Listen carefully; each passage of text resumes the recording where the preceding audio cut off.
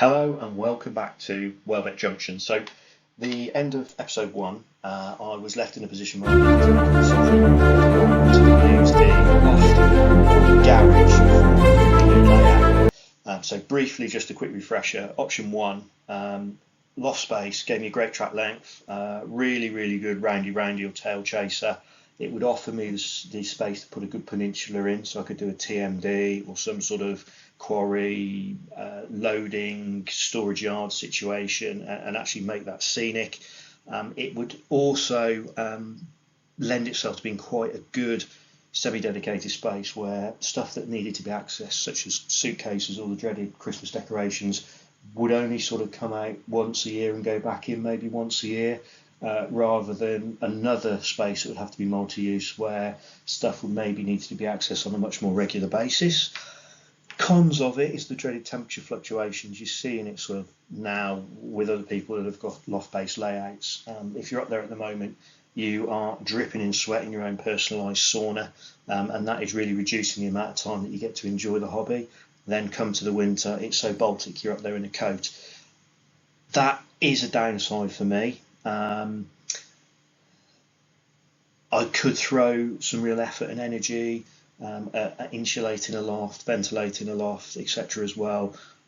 But then the only other issue is that the roof joists make it quite difficult to move around. So I've got to offset the consideration of the roof joists and the temperature fluctuations and maybe not being able to use it all year round with the fact I'm going to get a really decent size layout, be able to have a peninsula, and it lends itself to quite a quiet space that I can just get up and close myself off and do the modelling up there. There is some alterations to do in terms of it would need fully insulated. I'd need to finish the floor off, and I need to adjust the power and lighting up there. But it is a really good space. It just has a couple of cons that I need to work my way through if that's going to be the option. The second option was the garage. Now that gives me really easy access straight off the house. Don't have to get wet if it's raining. So that's a massive tick. You can get in there and you can do bits and pieces whenever without having to go up and down the ladder into the loft. There is less temperature fluctuation in there. It's odd. I have had garages where you get a real dip and then a real climb in the temperature. I'm quite lucky with the way the garage faces that that's not a massive issue, although it does change. It's not as dramatic as other garages, so that lends itself to being a easier insulation process, and therefore offer full year-round usage. The cons: it's not going to be as big a track. It would be a roundy. Possibility of doing dog bone, which would mean I wouldn't need a lift out section by the door.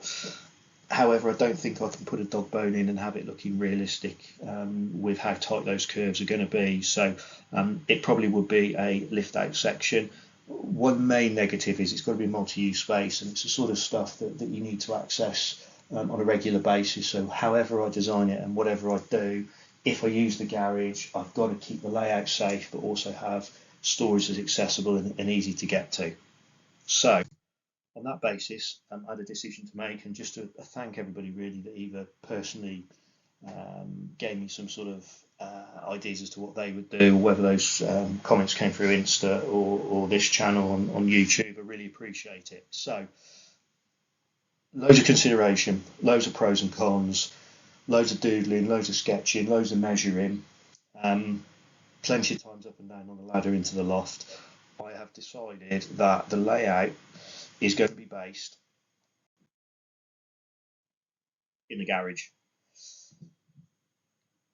It was quite a long process to work out exactly where I wanted it. I really wanted the size of the layout that the loft would have given me, but I got told by quite a few people, yes, you'll get that, but you will get annoyed because you can't get up and get to it as much, because either it's far too hot up there, it's far too cold up there, and that will be the main limiting factor to you actually enjoying the layout. And I've spoken to quite a few people that have had damage to either locos or rolling stock or scenics just due to temperature fluctuations and temperature change. And these are people that have actually invested some time and some money into trying to insulate the loft and make it the best possible environment. So on that basis, and the fact the garage is a perfectly good room and I can utilise it, I have gone for the garage space.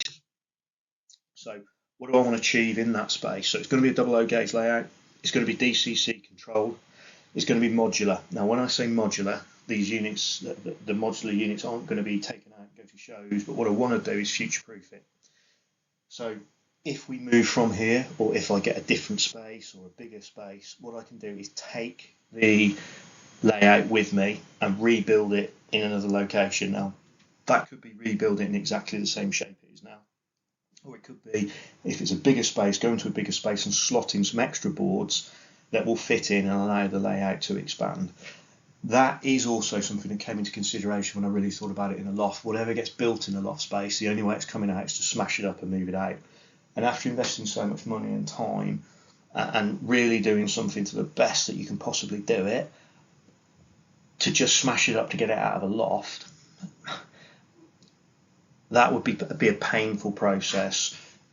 If you have the option to move it out and you just decide you want to start again and you smash it up, that's a completely different choice. But I think it would really do my head in if 2-3 years down the line there was the opportunity to go somewhere else and I had to break the layout up to do it.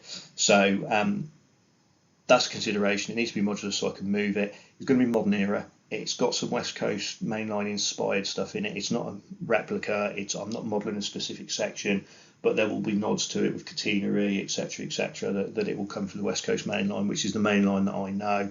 On that basis, I want to get a 4-track mainline in and potentially a single track branch. There's a reason for that, and I'll touch on that later on. It is going to be a tail chaser, so it's going to be a roundy tail chaser, which will mean that I can watch trains in the way I like to watch them, which is them circulating with prototypical rakes on the back of them. I want to maximise the fiddle yard potential, so I want to get as big a fiddle yard as I can possibly get in. So I'm not taking rolling stock on and off, I'm not lifting locos on and off. I want to leave them, I want to run them into the fiddle yard and then get them out of the fiddle yard. So I've had some great comments on that. I've done a lot of thinking about it, a lot of sketching, and I think I've got a plan where I can have the biggest possible fiddle yard. Well, it's not the biggest, I could go bigger, but a big fiddle yard and the biggest possible layout that I can get in this space as well. And the final one, I want to have the opportunity to operate in day and night mode, which I know is becoming a lot more popular. So as I wire this, I'm going to wire it with the intentions that there will be power everywhere to be able to wire into for street lights, house lights, spot lamps, all different little cameo appearances and nods to different things, so that I can flick the switch, kill the lights, and the layout lights up in night mode.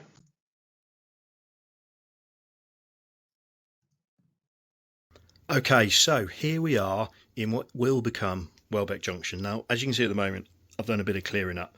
The space has been used for the last 18 months or so as a storage room for materials, a bit of a dumping ground, whilst we got the rest of the house sorted out. So, standard single garage. We do benefit here from the fact that this wall, and this wall are all insulated due to that being my house, that being my neighbour's house, and behind us being our house. So in terms of insulation, really lucky. The temperature fluctuation in here isn't actually that bad because I have had this door pretty well blocked up. I've stripped it back today. And as you can see, there is a little bit of work to be done. Weather strip at the bottom, some weathering strips around the side, at the top. I'm then going to build a false frame wall in front of this to box it in and give it some insulation. So that is going to be one of the first projects to be done. We're quite lucky with this space.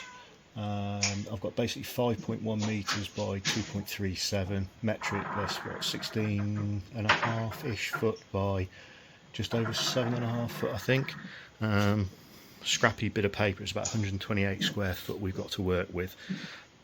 So the plan, which I will pop up on the screen, is going to be a full circular route, lift out panel by the door. The fridge freezer, I'm going to drop that to become a under counter fridge freezer, and the railway is going to be built on top of kitchen base units, not flat on top. There's going to be an air gap to allow access and a few other bits and pieces, but this is the state of play at the moment.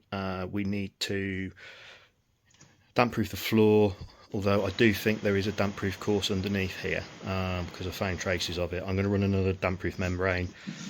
Probably going to run 50mm Celotex and then chipboard finish. I'm not doing it to building regs. The idea being that I can lift it if and when we move, and whoever comes in afterwards has got the flexibility of either using it as a storeroom, as a bit of a hobby room, or reverting it back to a garage.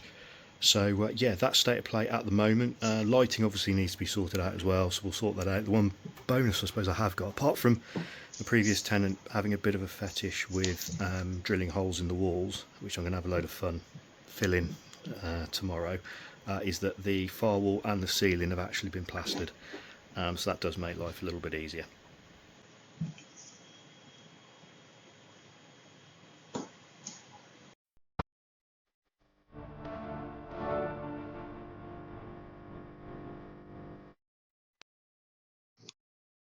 Okay, so going back to the garage door, you can see there that there's quite a lot of light ingress. Where these doors are never made to be fully insulated, but they do let quite a lot of light through. So you can see across the bottom there where the light's coming in, and then I've just flashed up on screen, and you can see it in the black line right at the base of the garage door.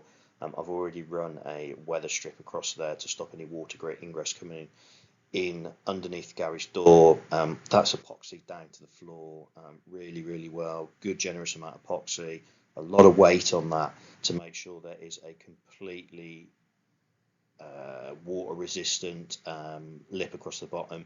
I have run the hose on it from the outside and checked, and I wasn't getting any ingress in and around it, and I've cut it in at the edges as well around the door pillars, so there is absolutely no moisture coming in underneath there at all.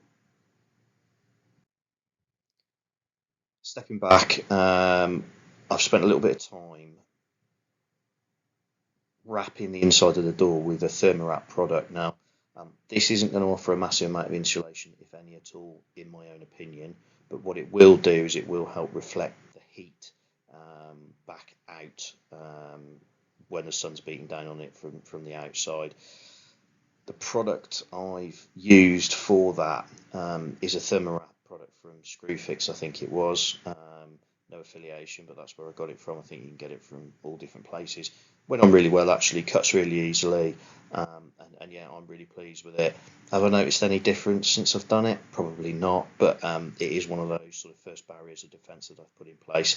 A little bit fiddly to make sure it goes everywhere, but it seems to have gone on okay. And you can clearly see here where the two dotted yellow lines are. The top one, there's a good gap there between the top of the door and the door frame, so that needs to be sealed. Probably going to do that with a foam draft blocker and then tape it up with a weatherproofing tape, and then down the right hand side you can see there's some air gaps, which again are going to be filled with a weathering tape. There's also the same on the left hand side of the door as you're looking at it. If I knock the lights out, you can just see now the gaps that we've got. So the bottom is absolutely pitch black, so the weather strip across the bottom has done its job there, and the fit I got on it was really good, so I'm really pleased with that. But what you can see here is the gap across the top and the gap down the sides. Now, this is quite late at night when I took this photo. In the daylight when the sun's out, as the weather's been over the last few days, it really does stream in through there. So yeah, that's one of the next jobs to do, is to get all that blocked up, and then I think there'll be a noticeable difference in the garage.